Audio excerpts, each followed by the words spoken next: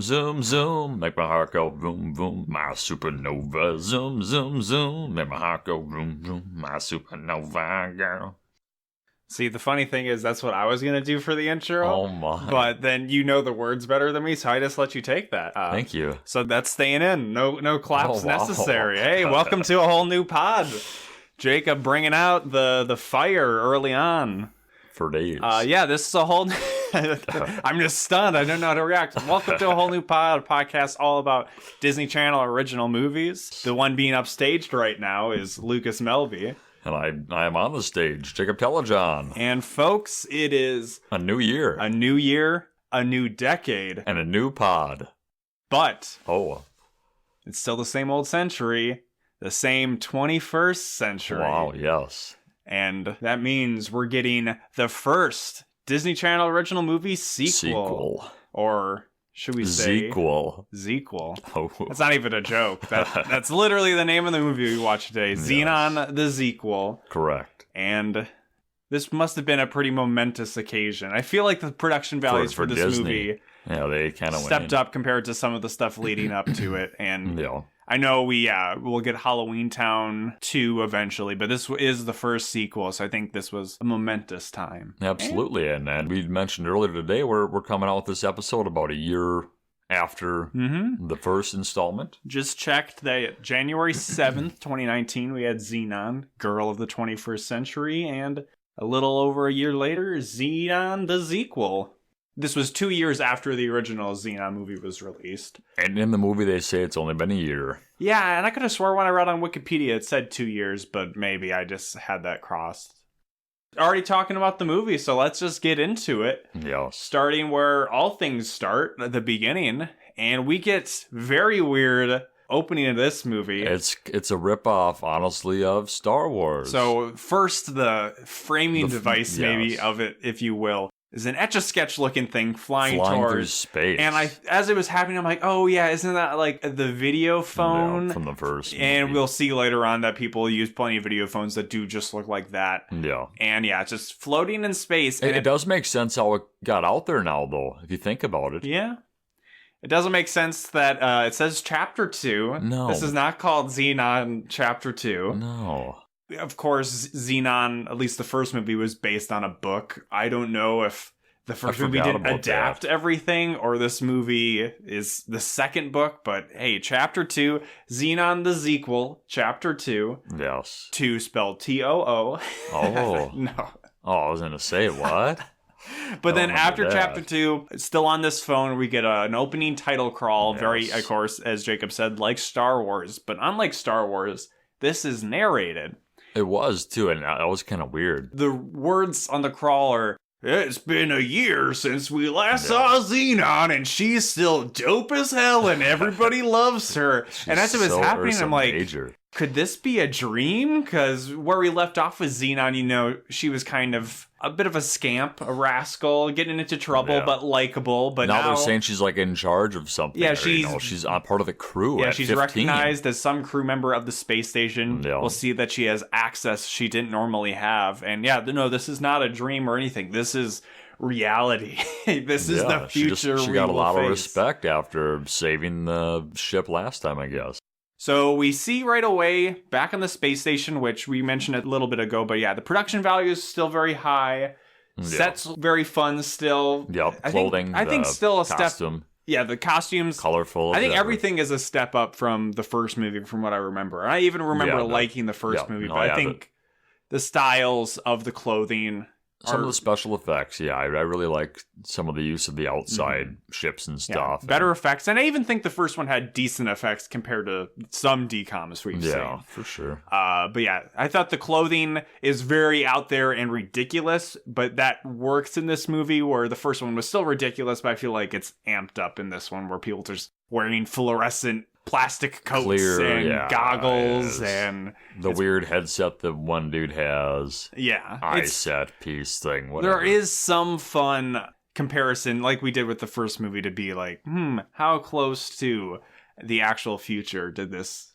Something about 2006 stock market crash or something? Yeah, I can't remember exactly where that happened. So, good to bring it up here before we forget.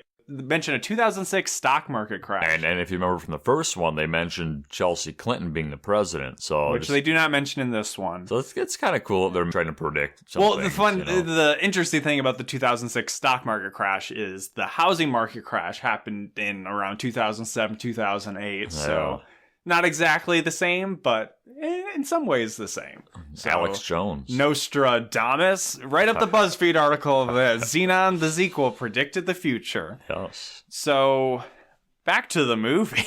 Yes. Zenon, we meet up, and she's with her good friend Nebula, who in this movie has been recast. She is not Raven-Symoné. Though apparently that is Raven, will return as Nebula in Z3. That is kind of weird that they would...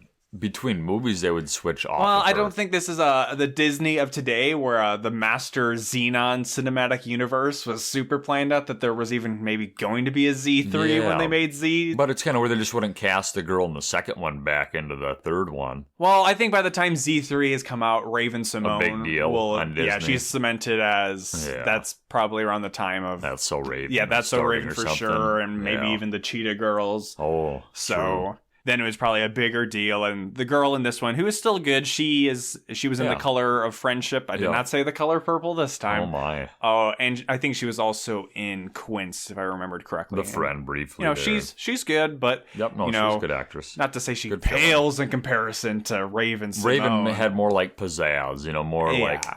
I think it's purposeful that she is still in this movie because it makes sense that the character of Nebula's in there, but she definitely has a... She serves a big role. she's... Well, not so much in this one. She has a more minor role in this one. I feel like that's maybe minor. Purposeful. Yeah, role-less minor. It's like, hey, we don't have Raven, so you're just not going to be in the movie as much. That's fair. So they're walking through the hallway of the space station, the single hallway now, and we find out that Zenon's got restricted access now, so she goes into some space station room and is like, hey, I hang out here and do stuff. You want to see a game I found? Game I found, and it looks like, was it Pong? Yeah, it's some kind of... She's on a computer terminal saying, hey, let's play Pong with these controls. And Jacob was right to point out that, hey, I think this is probably a thing. Yeah. And then we cut to... I remember Commander Plank, his office, where it seems moving the paddles, if you will, if it was Pong, that are moving up and down, are two doors that control an airlock that connects directly to his office. Yeah, and why would there be an airlock outside from his office? If somebody needs to dock a spaceship to go directly to his office. Commander, I guess. But it seems, unlikely. Yeah. But it causes a bunch of stuff from his office. Everything in his office. Yeah. Like at one point, so like every time there was like a Pong ball inside this little like screen area, that was like an item, like a solid item. And at one point there's like 20 solid items in this because there's desks and there's all this crap flying out. Yeah. Then we see that Commander Plank, to remind us exactly who he is, he's walking through a hallway and then he sees his stuff flying out, including his name plate, his placard that says Commander Plank, and then they rush to his office to see what's up, kind of thing, and as soon as they open the door, they get sucked. They that's right, they almost die. They're like holding on, like to the one guy's holding on to like his leg or something, like he's ready to get sucked out. We never see like the doors actually close or anything, but before we pan away from them, he yells, Zenon! Yep, Zenon! And he knows. Oh, now that's the Zenon I remember. Yes, exactly. So then we see the aftermath of that in Zenon's room, where we're quickly being reintroduced to characters from the first movie and seeing who does not make the cut. And somebody that does not make the cut is Greg. Because we see Zenon is on a video call with Greg. We can't see or hear the actual call. Yeah. And she gets off it and turns to Nebula and says, Greg dumped me. Yeah. I bet it was Marjorie's doing, or Margie. Halfway through the movie, I think I forgot her name. So. I think the dad calls her Marjorie or something at some point. But no, I mean, it's kind of cool that they closed that thing, so the people that remember him, weren't like, "Where's this dude at?" Yeah, we remember how not great way. The romance was in the first movie, so we have to find out how that ended up. Yeah. And then she gets immediately another call from Commander Plank, who then says, hey, you've lost your restricted access and you're assigned to, I don't know, they call it the AP deck, but it's some kind of observation station on the space station that exists mostly for trying to receive anything about alien activity. Then we meet Orion, who is the main attendant.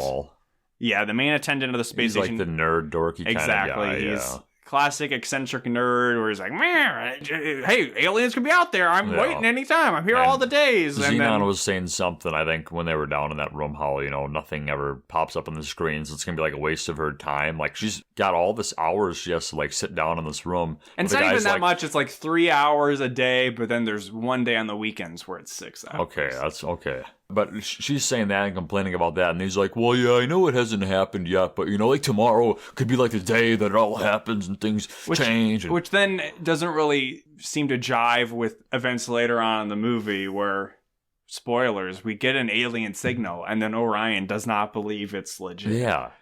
Zenon is extremely depressed and despondent with her current position and predicament. And then we get a little thing where we kind of see how the equipment works because she starts to get a reading and an alarm and she's freaking out. But it turns out it's just Orion has an alarm clock that still looks very much like a cartoonish alarm clock with like the bells on top. And he's like, oh, you passed the test or passed your first shift, but it's not an alien. And it's like, why was that registering on the equipment? That's what we talked about. So I think there was like an actual thing going on. It was kind of maybe like... Okay, yeah, that makes sense. I think it was something actually going on, and then they just forget about it because she thinks it's the alarm, whatever. But yeah, I think something was going on then.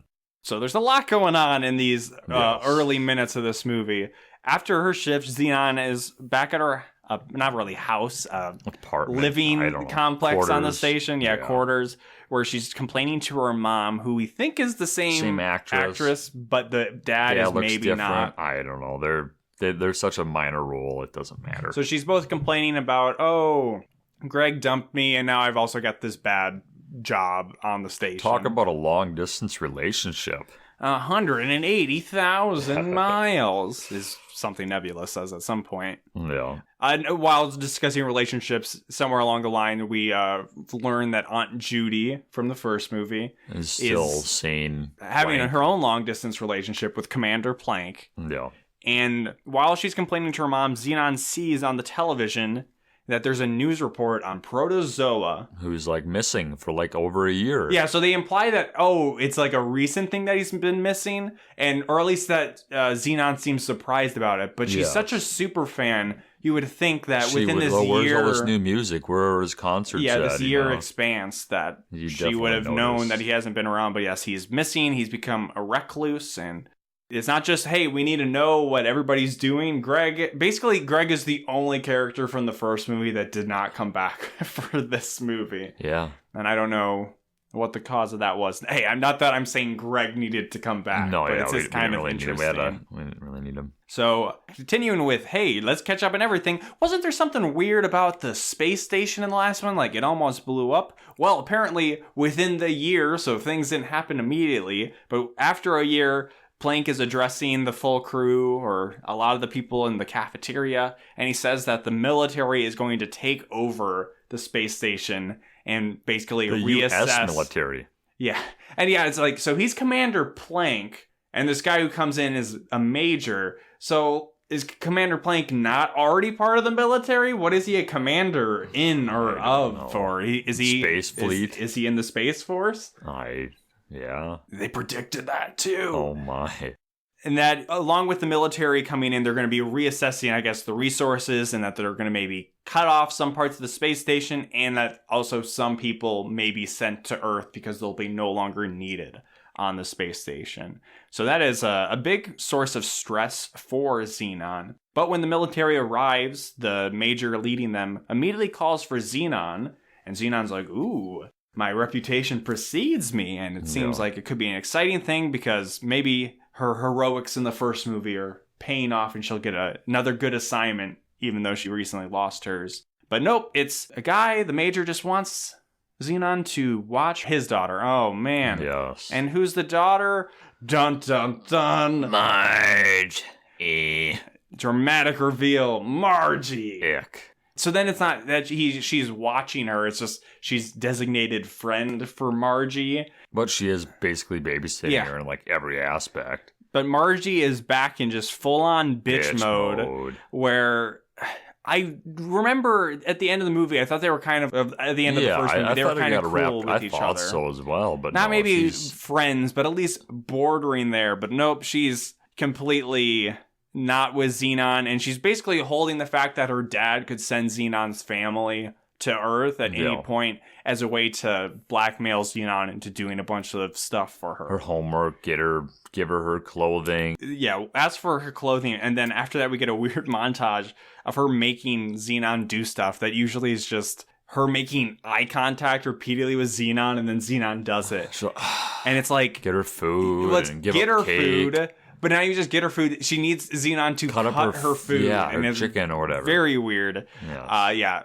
Get some cake. That's understandable. Does her homework. Yeah, and it's just, oh man, isn't Margie the worst? And Zenon gets revenge on Margie because Margie asks her to do her nails, but not her fingernails, her toenails. Yes. And Jacob was correct to point out that this scene looked like it was directed by Quentin Tarantino because we get fairly gratuitous shots of Margie's feet. Like toes wiggling, kind of like from the Hollywood. Yeah, Once Upon a Time in Hollywood scene, yeah.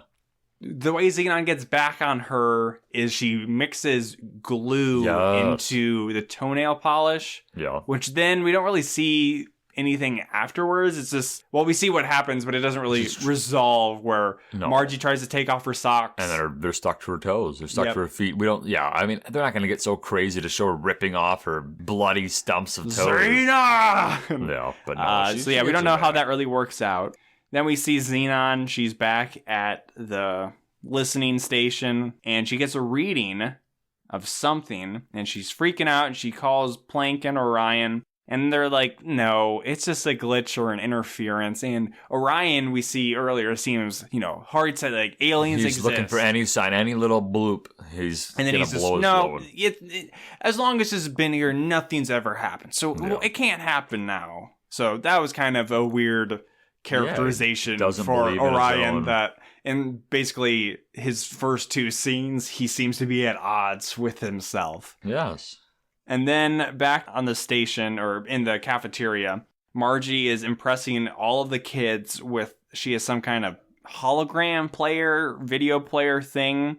Apparently it has Romeo and Juliet on Mars 1 and 2. Oh my. Everybody's super impressed. Margie keeps calling it Fabulo, which the weird slang from the first movie returns, but it seems they picked up on the major things, pun intended, of Zenon saying, major, minor, gaseous, stuff like that. But then Ancetus Lapidus just cranked up where we probably should have kept a tally going on, but I kind of enjoyed it in the first movie, but in this movie it is obnoxious. Forced, It feels very much like, hey, remember this? And so everybody, is still marking out over Margie's hologram player, and unfortunately, Zenon can't really hang out with the people as they're going to Margie's house because she's got to go to her duties at the station that night. Yeah. And Nebula, the fucking two-timing bitch, worst friend of the world, wants to go and watch the hologram. And oh my god, I think at this point she says Fabulo as well. And Xenon's like, this is a Cetus Lapidus house. It's so forced that it's like, oh, rift happening between Nebula and Zenon, the best of friends. Oh no. Back at her duties at the station, Zenon, zoom. Yeah, she calls it a couple of times a zoom. And later on it will become a zoom.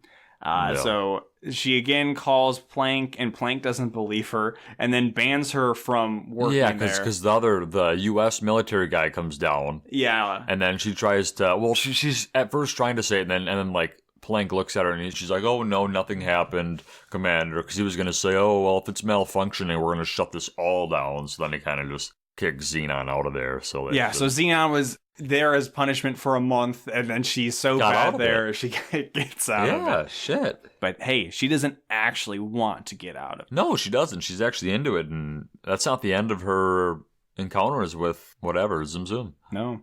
So some of the modules of the space station is like a ring orbiting Earth, and some of them are getting jettisoned off, and they just literally just detach and float into space. Space debris, fuck it. Apparently, it's in the direction where they won't just fall onto Earth or anything like that. They'll land on the moon. And apparently they stay pretty close by.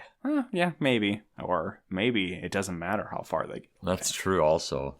Zenon's mom is freaking out at all these things getting decommissioned because Zenon's mom apparently is both very scared of flying and afraid of Earth, which doesn't really make a whole lot of sense. Why would she be in space if she didn't like flying? Grown up on and then, Earth. probably the least amount of time she would have had to live on Earth would be like low end 15 years, but maybe like upwards of 30 years of her life, because Zenon in this is said to be 15, and it's, I think, implied in the first movie that she was born in outer space. Okay. Or maybe she was born on Earth. I don't really remember. Basically, she's lived most of her life in space. Yeah. So, I don't know. The mom just is neurotic, and she's developed a phobia of Earth and flying. I don't know. Yeah, it happens. So, we'll see that pay off in some ways later on in the movies. Yeah.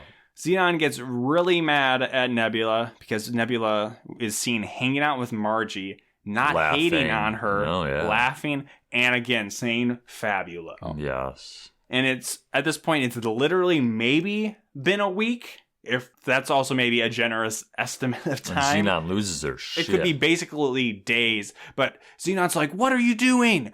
I never see you anymore." And Nebula's like, "I never see you anymore. You're always about these aliens. You're at the station." It's, how long has this been? But don't worry, they will make up in short order. Yes. In her room, somehow Zenon gets the signal of the observation station. She gets it on her phone, and this time it does sound familiar.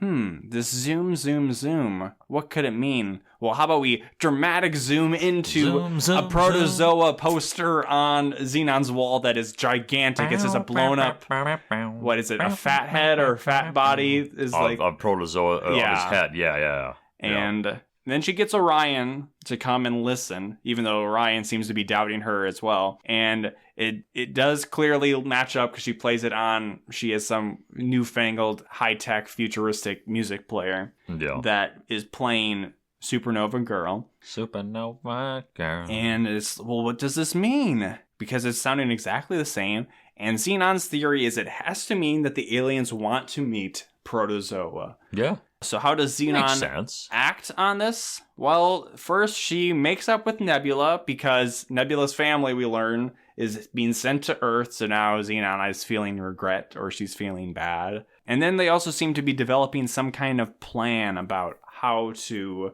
not have Nebula get sent to Earth or something with Protozoa. It's not exactly clear. Some of the plans in this movie aren't always the clearest, but we see them dragging along some big box of cargo or something that is implied to have something that Nebula will be taking with her to Earth. In the background, we have a little fun moment where we see Margie sneaking around following them. Yeah, that was, I like that. It was fun.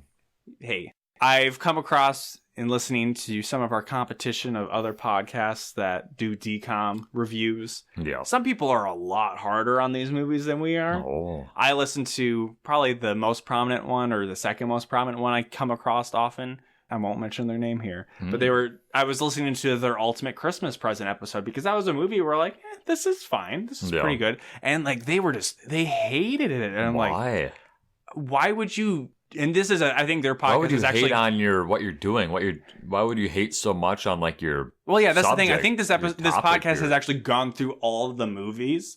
Yeah, it's fun to dump on bad movies or nitpick, but at a certain point, it's got to get exhausting. Yeah, if you're just looking... Like, there are genuinely bad movies, and we've watched some of them, and they are fun to dump on. I feel like we're pretty fair. Even if we say they're bad, we still find fun parts about them that we enjoy. We're grading on a curve. You know, we're watching Disney Channel original movies. Exactly. We're not looking for high art, and sometimes we find something that approximates a decent, actual, real movie. We're holding them to the standard of, like, what? Like, Academy Award-winning films? Yeah, I don't know. But get out of here, whoever you are. Internet pop culture criticism, a lot of the time it's the hottest takes, and you gotta be super negative. And we try to find a sort of middle of the road of there's stuff to make fun of, there's stuff that sucks in some of these movies, but there's some stuff that is we done haven't even trashed well. Zenon much, this one. No. At all. And this one, it's not the greatest, but what I was going to say is this part with Margie sneaking around them, I was going to say it's actually well done,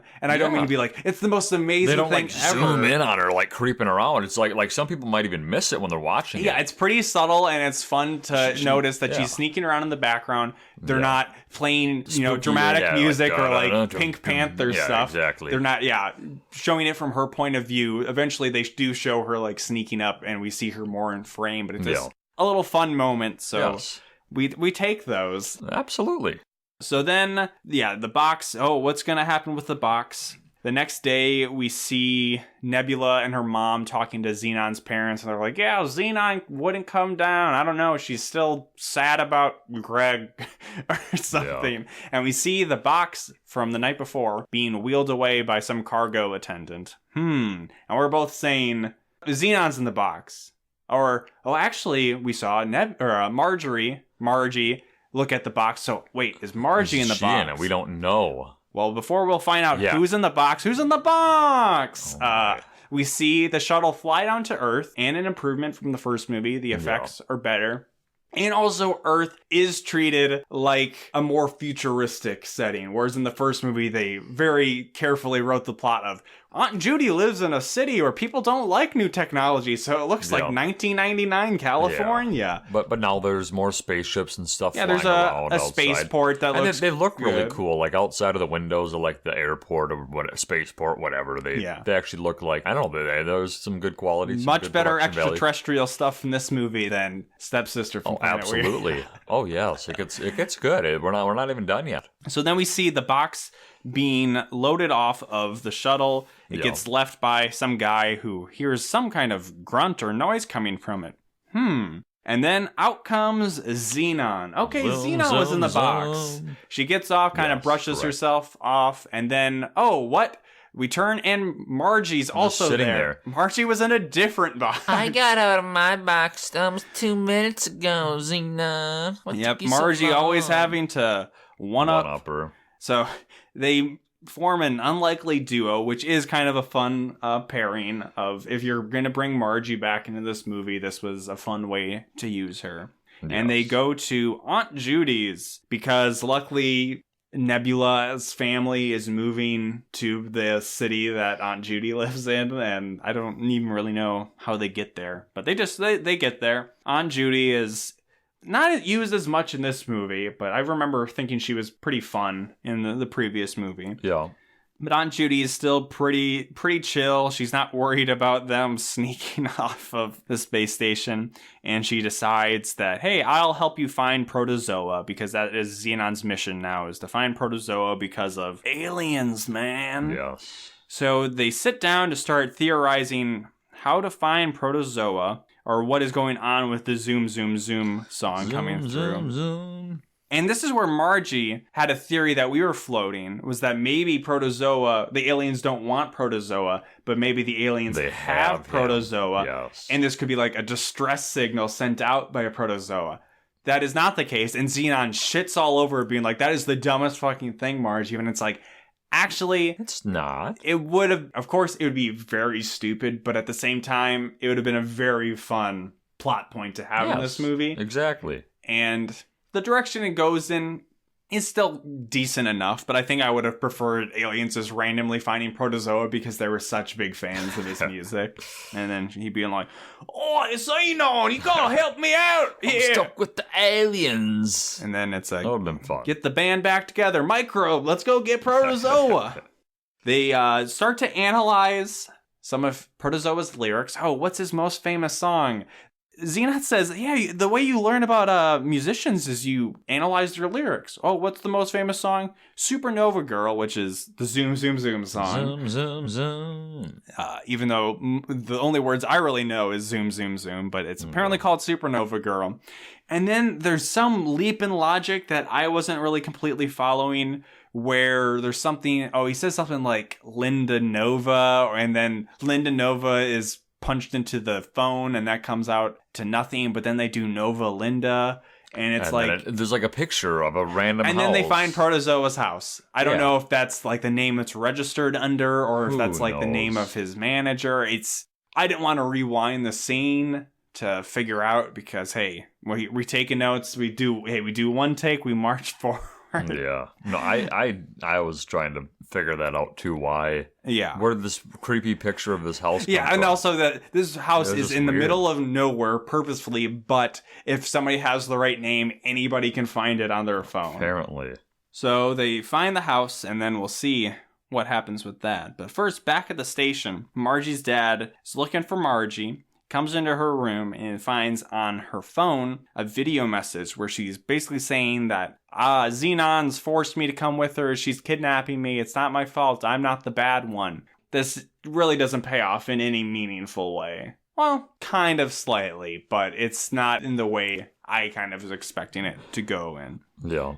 Back on Earth, Zenon and Margie, again, luckily, the place they're trying to get to is right by Aunt Judy's house. Everybody on Earth that is relevant to the plot of this movie is all very close together. So Aunt Judy, in her self-driving electric VW Beetle, drops them off somewhere, and Margie and Zenon go venturing through the jungle-ish forest of California. Yeah.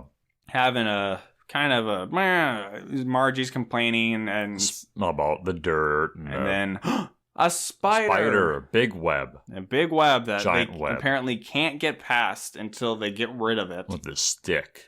And yeah, they use a stick to... Zenon uses the stick to get knock down the web, and then she's like, oh, all good. But no, the spider's on the end of the stick. And then she throws the stick at... What's her name? They run away. Yeah, screaming. And then what's her name falls into a thing of mud. Yep, it's not great. Oh, they're dirty. Dirty girls. I kind of wanted it to be over as soon as it began. It's a long trek. They're in the forest a while. We're condensing it in our discussion, but there are monkey screeches. There's a couple of cutaway to like different scenes in between this happening. But eventually, they start walking towards a house. At least, I think they find the house, but then they get stopped, or Zenon gets stopped in some weird paralysis field. Yes. Which then also seems to like be tickling her. It's like a tickle field. Which is very weird. Yeah. And then Margie's like, bitch, y'all tripping. And then she walks forward. It's the first time you see her smile ever in her life. She's laughing and has joy. Well, a real smile. She's not faking it. Yes. Sometimes she gives mean smiles to Zenon. Then Proto comes out. He's like, "What? Look what I caught here!" Oh boy, you trespassing! And then what happens? What happens if he accidentally just like walks into it and is he just stuck and dies of starvation? I don't know. It doesn't seem like the best anti, because it's not like they can't back out of it. Yeah. Once they walk into it, they can't get out of it. They're just stuck. And Protozoa's like, "Oh, what I trapped today?" And then so maybe he gets like a ping on his phone. So maybe he just like gets animals and, I heard him laughing. Kills them or something. God. You know, that's how he gets his food. Possibly. But Protozoa luckily recognizes Zenon. Zenon car? Yeah. Oh, you made that one weird statue of me. Which is in the movie. It is. Callback. Yeah. Fun little prop they held onto there. So Protozoa looks even more like a drug addict than he usually does. Wow. He's still got the frosted tips, but he's got a bit of a frosted tips. You know, he's got a 5 o'clock shadow or something going on. Looking like a dirty bum. But he is purposefully looking bad because later on we'll see him shave it off because he's lacking inspiration. With a magic shaver that just like is like a glowing light, and then it just takes it all off his face. Really? I've seen infomercials. That does sound right, actually. But yes, basically Protozoa has chosen to hide away and become a recluse because he feels his career has peaked because he had the first concert in space, and where do you go from there? So that's why his beard is partially grown out, is because he's hit rock bottom, but he still must have a DCOM appropriate way. He still must have a hairstylist up there, though. No, just with that much gel, you know, just kind of stays there forever. Zenon says that, hey, I can give you inspiration. What's better than a space concert? Maybe you have a concert for aliens. Because she tells him that the aliens this is when I think to really want. She shows him the clip on her iPad. Something like that. And she's like, listen to this. And it goes, zoom, zoom, zoom. And he's like, oh my God. And he's like, oh, tits. Aliens. Oh, I can get down with that. I'm loved around the galaxy. So, Protozoa's on board and inspiration is there. In space, the Major comes to Zenon's parents. Yes. To be like, hey, where's my fucking daughter? And where's your daughter? And Zenon's parents, oh, she's just in her room. She's been there all day. And they go down. They knock on the and door. It says, go away. I'm busy. I'm doing homework or whatever. And it's just like every time. It's kind of like the Ferris Bueller thing. That's exactly what I wrote down. Is she's pulling a Ferris Bueller. Yes. Not quite to the level because they just go into a room and, there's not a fake body in the bed or anything. It springs up. Yes. But there is a speaker that apparently reacts to knocks. Yes, and correct. Then it's, uh-oh. Busted. And then the Major's reaction to this is that he puts Zenon's parents under house arrest. So there's a military guard for them. No water. And then they can't leave because Zenon took his daughter. So Zenon then somehow hacks into the signal of the space station so that she can contact Orion and send him the details again of the signal. Like a map. Well, yeah, Orion then deciphers it to get space coordinates because now Orion is down to help or whatever. Yeah. So then it's like, okay, shit, it's a map. Well, how do we get there? We need a space shuttle. So then Zenon tells Margie that she needs to call her dad to ask for a shuttle or somehow get it because we haven't really gone into it too much, but Margie is, I don't know, an only child, or she's really spoiled and she kind of has her dad wrapped around her finger. What she said about some things is what she said. She can, do a bit of a pouty face and get her dad to bend for her. Well, really. But apparently Margie is so bad at technology, she says, that as she's trying to call her dad, she actually somehow hacks into his computer, space station's office's phone or computer. They can see him, but they can't hear or see her. So it's a one way where just the important characters can overhear that the guy is basically saying, hey, this whole station is fucked. We're just gonna take off all the modules and then send everybody to Earth. Yeah, which is what? Why would they take it all apart though? Like, what does that do? What good does that do? Again, it's another thing where maybe if we rewound it, it would have been clearer, but I think it's just kind of hand waved that, remember in the last movie when it almost blew up? Well, now it's damaged, and we're saying, hey, we gotta take it apart a year later. Yeah, but what's purpose? If they're just not gonna use it, just leave it all intact. The little space monkeys can inhabit it. Yeah, I don't know. And then Zenon and Margie have a bit of a moment where we get to go a little more in depth with Margie's character. Yeah. And motivations where Margie's like, what? You take me seriously what I say? Yeah. What? That's crazy. And then it's like, Margie feels insecure. I've been a army brat my whole life. I've moved around. Nobody ever gets to know me, whatever. Yeah, so then she puts up this front of being like sarcastic and jerky. Yeah. And then Zenon's like, nobody likes a jerk or something. Nobody likes being picked on and stuff like that. So it's like, it kind of makes sense, but at the same time, Zenon is like, whatever, you still kind of suck. Yeah. And I'll have to say, for a lot of it is just her dumb slang that really seems dialed up to 11 in this movie, but I found Zenon a little obnoxious. Yeah. Margie, also obnoxious, but I kind of disliked Margie more, which is different from how I felt about Margie in the first movie. Yeah. Aunt Judy then gets enlisted to try to persuade Commander Plank, because he's her boyfriend. Yes. He needs to get a shuttle to Earth. Correct. And then Plank is able to convince the Major to give him a shuttle because, I'm going to go on a date with my, hopefully, hey, maybe I'll propose to her and get her to marry me. Oh, okay. So Aunt Judy using Plank. Yeah. Typical women, am I right? Typical women. Not so much typical women, typical Zenon. Zenon is a user. Zetus Lapidus. She just needs you to do something for her, and if you're not useful, she kicks you to the curb. True. Hey, remember Nebula? She's in this movie, and we get to check in with her at her Earth house where her mom is making an absurd amount of scrambled eggs. And then there's a knock at the door, and what? It's the intergalactic police or military force, and they're asking about if Nebula knows anything about Zenon. Eventually, I don't know if she calls Nebula or Nebula calls Zenon or Nebula calls Aunt Judy. I think, she calls Aunt Judy. That, like, the military is poking around. And she's dipping out her back door and jumping over fences and stuff. Aunt Judy, that is. She gets the knock at her door and she's like... Dips out. See ya! You see in, like, her security cameras at the front door, these two sketchy dudes wearing They should have given her a glasses. Ferris Bueller's Day Off moment of running through people's But now we just see her bound over her That would've been fun. fence, and then the police are like, well, I thought I heard somebody Heard inside, some but... footsteps. Fuck it. all right, see ya. I don't know. Yeah, and I mean, they were like, I thought they were on a mission to find out where the daughter was of the commander. Yeah, it's not that big a deal. Major, whatever. Okay, who cares? Major Marjorie. Yeah, wow. On the station, the Major is walking through the halls and he overhears Plank as he's talking to Orion because Plank had been informed about the alien excursion. Yeah. So he was getting the coordinates from Orion, and Orion's like, wow, gee, it's so cool you're going to be seeing aliens. And then the Major's like, oh, you're not visiting your girlfriend. So, but he doesn't put Orion under like house arrest or anything. which is Orion can interesting. talk about aliens and provide coordinates just as long as he's not lying and asking for shuttles. Yeah, but then, because he doesn't have the ability to fly. He doesn't know how to fly. Yeah. So, Plank getting in trouble, now they've lost their pilot. Yeah, he's under military arrest. Yes. So then Zenon, again, a user, she calls her parents and convinces her mom, because it's brought up in some situations that her mom used to be a pilot, but then she got afraid of flying, which is implied to be because she became a mom. And hey, when you have children, you just turn into a crazy person. Oof. And then eventually she gets convinced, hey, you know what? I will fly. Orion pokes his head through their air vent because, again, they're under house arrest. Yeah. And then he guides the mom through the vents to a shuttle. I assume it's not the shuttle that Plank was supposed to take. It's just it says Waste Management Services on the side.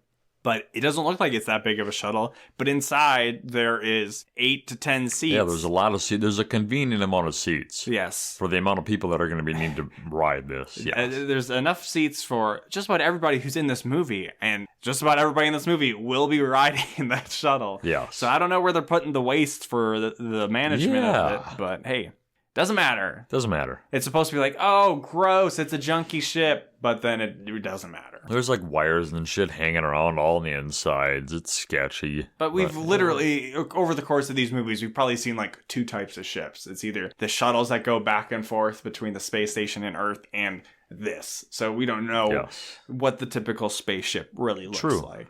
Looks like Starfleeter. What I would have talked about that I did down in Disney.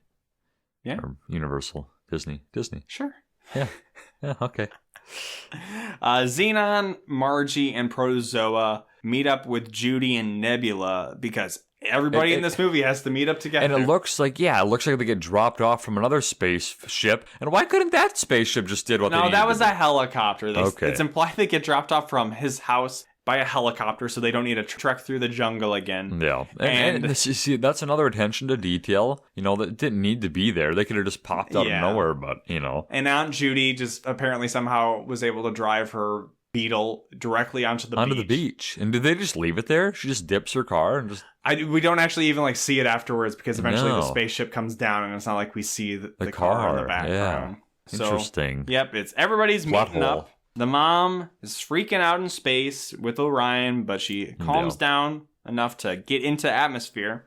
She starts to land the shuttle, but almost kills everyone in the process. Almost crushes them all. Yes, indeed. Which we joked, what if she just kills them? And then they actually kind of went there. They all just scramble out because she landed on literally the spot that they were all standing.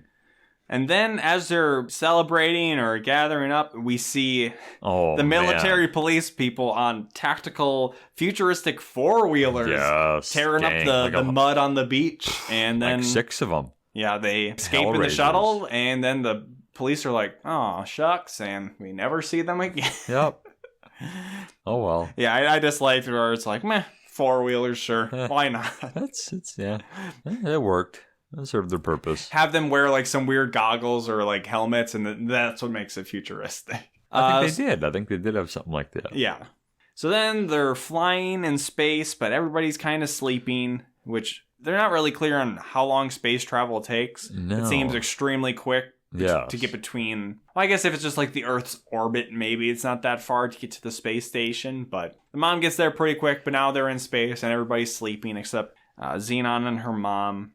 And they have a mother-daughter moment, which before this happened, I was like, hey, this is kind of cool to have a sequel to a movie where we already know the characters and stuff. So a lot of the typical DCOM stuff hasn't really happened. And then it's like, oh, no, we have some forced mother-daughter moment, which I don't even know what they were talking about. It was like, hey, when you have a kid, you don't know where you're going to end up. And it's like, okay. The music is telling me that this is an emotional, sentimental moment, you don't feel but I'm not really You're not connecting it. You're not, yeah, exactly. And then it gets interrupted by the spaceship AI or whatever saying, hey, the fuel's low. Yes. Uh-oh. And they start to, like, go down. They start to spiral, I think, out of control. They're right over the moon, yes. which it means that they are going to get pulled into the moon's gravity, which would cause them to crash because I guess without fuel they can't. I guess that makes sense. They can't reasonably land because you have to have like a little bit of reverse thrusters or something. Well, they still had like 3% fuel. They should have had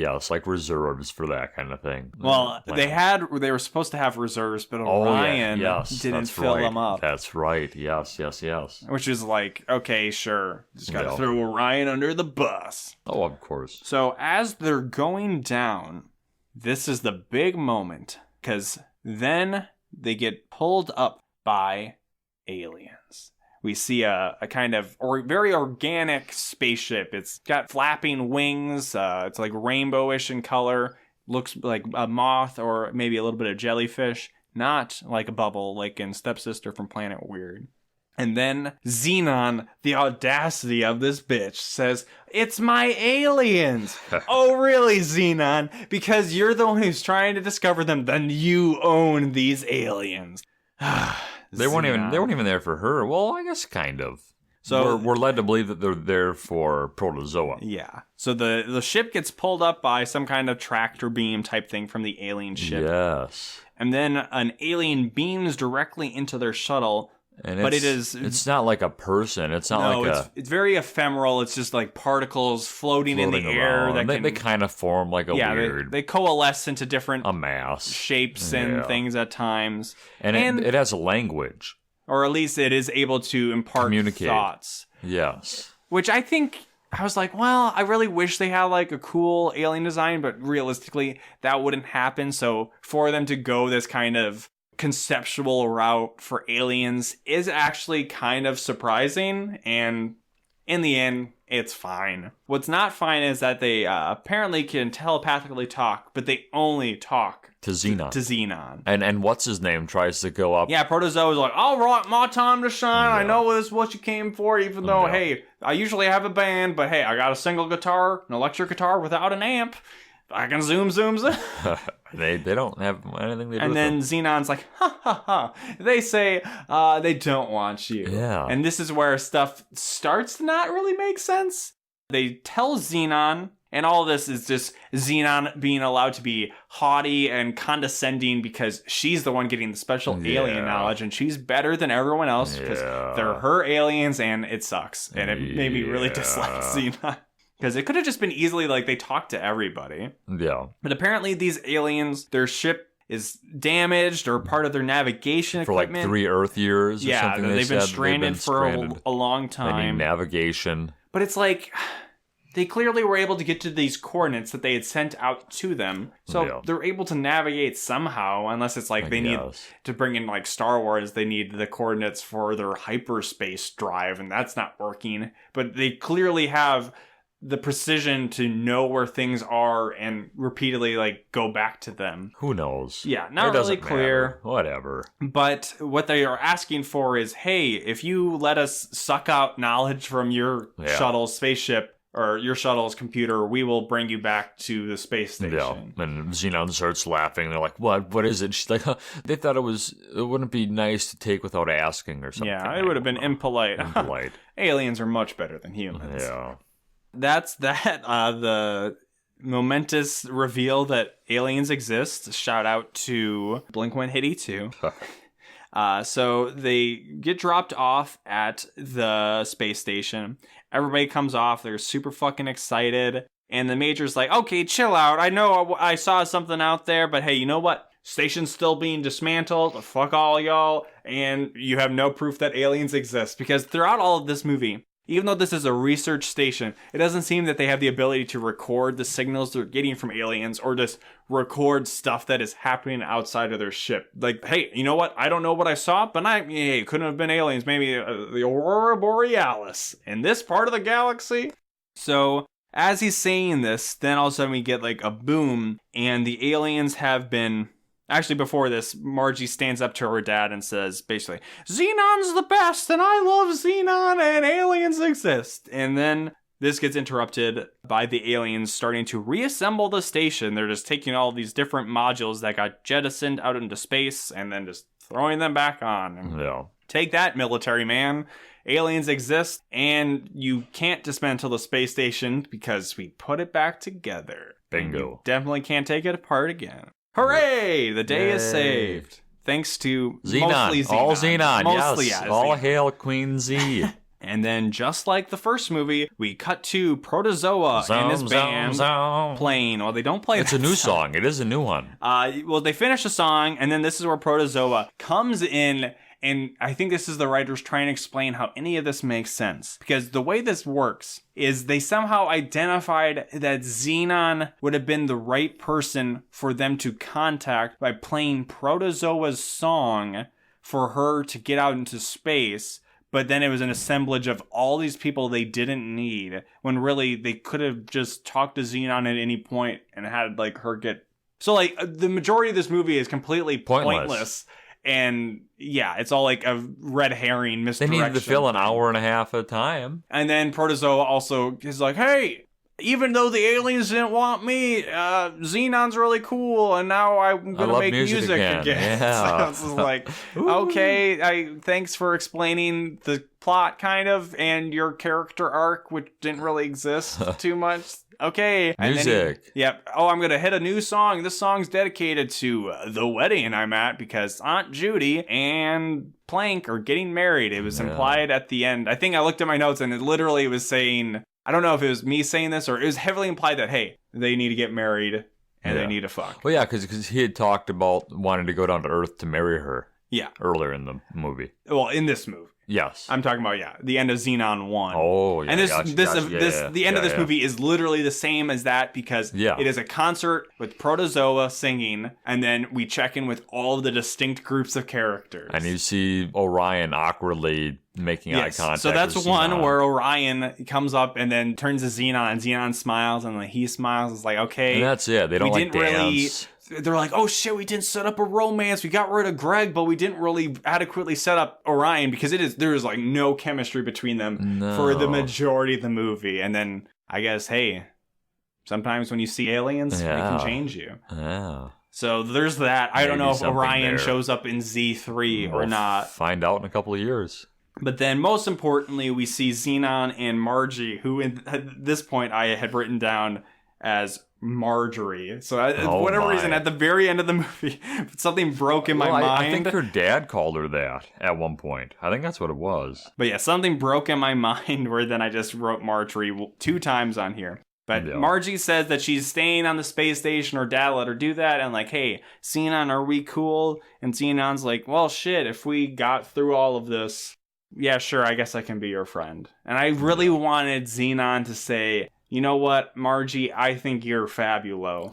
Oh, God. And that would have been like the most meaningful connection between them. That Zenon was able to put away her dumb slang to accept Margie's dumb slang, but that slang is still cooler than Zenon's. Yes. And then we get some more dancing to this new song by Protozoa, which is not as good as Zoom Zoom or Supernova Girl. And it's still not bad, but it doesn't really have like a really like punchy chorus. It just needs like a little bit more of a hook. But it was still fun. I assume Z3 will have some kind of song as well. Would you be my supernova? So there's people dancing, and whereas I was able to call the end of the first Zenon movie, this time Jacob called the end of this one, which at this point isn't the hardest thing to call for a DCOM, but it ends with Zenon smiling, and then we just get a freeze frame of that. Cut to credits. That's all we needed, really. That's all we wanted. Yep, that's all I wanted was Zenon freeze frame smiling. Yes. So that, bringing in the new year, 2020, with a DCOM from 2001. Yes. Zenon the Zequel. Jacob Telejohn, your thoughts? I liked it. I don't know. I thought it was, like you said, the upgrade in quality made it more, not maybe more enjoyable. It was just more to it. I'm still kind of stuck on that we watched the trailer for Zombie, a really not futuristic, but in the way contemporary, modern yes. DCOM. DCOM, and that just so like seeing this was Jacob is saying he is not looking forward to the future musical era of DCOMs. Not at all. So we are still probably in Disney Channel years, like 8 years away from. Yeah. For years of this podcast. Who knows? so Zenon the Zequel seemed like a blessing. Yeah, I enjoyed it as well. I don't know if I think overall the plot of the first movie is more fun, but the alien stuff of this is fun, and it was a bit of a subversion of expectations with how it ended up. They weren't just cheesy, rubbery aliens. Yeah, no, I would have loved if they brought in the weird effects of like the butterfly effect of it flying around. That was an interesting design. I would have loved to bring in some random alien cheesy. From Can of Worms. Oh God! Or like the weird garbage monster. No, man. I want them to bring in the alien that is implied that Mike Pillsbury is maybe actually an alien. Oh God! Don't you remember? It's Mike Pillsbury where he tells that story. That's like, hey, there was an alien who got left on this planet and was raised by a separate family, and then we see the alien that he drew from his story, and it's implied that maybe he's an alien, but we never actually get resolution to that. Yeah. Can of Worms is all right. Oh man. But yeah, I thought it was fun to get the characters back together. Some of it was, I shouldn't say a little forced. It was definitely forced that all the characters have to be on the shuttle at the end. Did Protozoa have to be in this movie? For the song, yes. No, yeah, we talked about it too. Like, there's no purpose of him. But yes and no, because if we just knew that they were looking for Zenon, then it would have been over then and there. But her thinking, zoom, that they're looking for him, so in some ways it reminds me of the new sequel trilogy of Disney Star Wars movies where it's just like, hey, remember this thing? Are you rubbing your eyebrow on the microphone? That's what it sounds like. I hope it doesn't come through. Please stop. We're not ASMR equipped. But yeah, a lot of it's like, hey, remember Zetus Lapidus? Well, we're going to say it about 50 times. Remember Protozoa? There was definitely He's a lot. In it. Remember Aunt Judy? And yeah, so it just was a little kind of checking off boxes of what people might want from a Zenon movie, but it was still fan service. It just kind of felt like a TV show of like, hey, these characters are back. They're having a weird adventure this time, and we got a little development for Margie. She was really the only character that seemed to have much growth. Kind of got to wonder what the third one will have in store. Well, apparently, speaking of other, people that talk about DCOMs on the internet, I think it's Entertainment Weekly. I've come across some list of the best DCOMs and the worst DCOMs. Yeah. And some of the worst DCOMs on there are ones that I don't know if we necessarily rate highly, but we were kind of just like, about. I think somebody used like, Mom's Got a Date with a Vampire is fucking terrible. And in a way, it is, because it's got like the worst kids ever in it. Yes. But this list was very weighted or had a bias clearly for the musical movies. So like Camp Rock and High School Musical were rated highly. But Z3 apparently is not well liked. Apparently Raven Simone does come back, but Protozoa gets recast. That's a shame. Which is both like a shame and a that sham. is a shame, but also Protozoa doesn't need to show up in all of these movies. Just for the music. That's literally his only purpose. And then that is the last outreach to Z3 fans. Is the last one, and unless we're getting a Liz McGuire reboot, maybe Disney. They're all about mining. Well, actually, Liz McGuire just got put on hold. Well, just the creator isn't on it. They'll probably still move forward without somebody else. Yeah. Disney is all about mining nostalgia. Zoom. Maybe we'll get Zenon 4 and Halloween Town 5, I think. Even though apparently Halloween Town High, either Return to Halloween Town or Halloween Town High. They're both not well liked anyways. But we're getting way far ahead of us. True. So that was Zenon the Zequel, which I will say, fan of that name. Certainly no Squeakquel, Alvin and the Chipmunks a squeakquel, but hey, Zequel, you get a partial thumbs up from me for that. I'll allow it. And this is the segment now where we check in with Disney Plus, and I go, Disney, you could really improve the PS4 app still. It's still not the greatest. Ooh. And also, Disney's taking movies off of Disney Plus. That's what you were saying. They'd taken off Home Alone. Yeah, they also took off Flicka. Oh my, the horse movie. Just to show that we're not Disney shills again. The rest of this podcast history, it will just be an all Flicka devoted podcast. Jeez. We'll watch Flicka every single week. Okay. But yeah, it's just weird. Hopefully not a trend. I don't know why Disney, who are the rights holders for all of the movies on their service, why any of them should disappear. Because there's some stuff that they annoyingly have on there where it's like, well, this movie, it will be available November 2020. Well, don't let me fucking search it. Like, don't have it pop up to be like, oh shit, I want to watch that. Because there's been a couple of movies that I was just going through all the movies listed. I'm like, oh, this one actually I kind of want to see it. Oh, it's not available for literal months from now. Just don't do it, Disney. Makes you try to look like you're just expanding your library, making it look bigger, and then you take stuff out of your library. Yeah. Not a fan, but hey, teasers. We do it for the pod. We do it for the love of Disney Channel original movies. Love. I guess. So, the passion. If you want to talk about your love of DCOMs, your love or your love for us. Let's be realistic. I mean, more likely their love of DCOMs or their love or disdain for Disney Plus or Disney. You can write us at awholenewpod@gmail.com. You can. You should. Follow us at awholenewpod, one word, on Twitter. Jacob, you can follow at Jacob_Telejohn, JACOB_TELLIJOHN for that hot follow back. And I can plug here, if you are somebody who is interested in not really my reviews, but at least ratings and scores I can give about other movies that aren't Disney Channel original movies, you can follow me on Letterboxd if you're a user of that. Oh, there you go. And you can be like my cousin, who over the holidays I was showing him my list because I did not like the new Star Wars movie. And he's like, what else do you not like? Oh my. Did you like Joker? No, not a huge fan. Wow. What? Wow. Did you like, he just kept listing out so many movies like, well, did you like Avengers Endgame? No, not really a big fan. And you have reviews? What? And you have reviews of all these? I have ratings of them. Okay. Can you write reviews? You can. You should do that. That'd be kind of a fun little thing. I got a podcast to run. That's fair. But what can they find you at that? What's your account? Oh, yeah, I didn't say it. Yeah. What fat_tomato on Letterboxd. And then it was so funny. My cousin listed off like 3 in a row. The last one was like, what about Bohemian Rhapsody? Nope, that movie fucking sucks. My cousin, who admittedly he's younger, maybe has you could say more malleable mind, more plebeian tastes, more mainstream tastes. And I just said, hey, open your eyes to some deep cuts. We need to watch some more movies, probably. And I said, or films. Probably films would be good. Expand your view of cinema, and that we both come to movies sometimes for different things. And, some people like to have their, quote unquote, turn their brains off. Ooh. That was a lot of what people said for the new Star Wars movie. But without going in deep, that movie made me feel I was stupid for ever liking Star Wars, and that the movie had actual disdain for me as I was watching it. That's rough.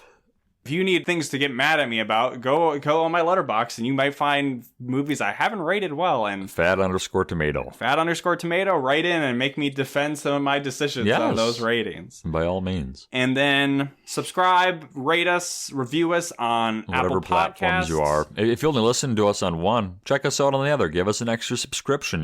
Find us on YouTube. Search A Whole New Pod on YouTube. Give all of our videos a thumbs up, because now we're fighting with people who are thumbs down on our videos. I specifically find the 13th year video. I can give that still our number one. We are getting slightly ratioed on the likes to dislikes. But some people, it's not just, I have 2 YouTube accounts. I'm able to like those. I think I have Jacob has liked them. Yeah. Oh, so maybe all of our likes are like Jacob's proxy accounts, and like Dustin maybe's gotten in there. But we had a bit of a banger, a boomer, I don't know, a good month for our YouTube where got like over 3,000 views. I think we're at 8.2K in total now. But more importantly, the YouTube report said that I think it was 1,900 minutes watched. I did the math on that. I don't remember how many hours. Was it 36 or 38? I don't know, but it is implying that some people are actually finding the videos and either listening to whole episodes or listening to parts of multiple episodes. So that's cool. So thank you guys for listening, and hopefully you find more enjoyment out of our future content. Yeah, we're content creators. No, thank you. And that is the end of this episode. It's a wrap, Jack. And this is the part where we anxiously try to draw out the things we're saying as we think of a thing to say before we... Fun outage. Yeah, and I don't know if Jacob has something, but I'm... Zoom, zoom, zoom. No, we can't do that. That's too obvious. Would you be my supernova girl? Zoom.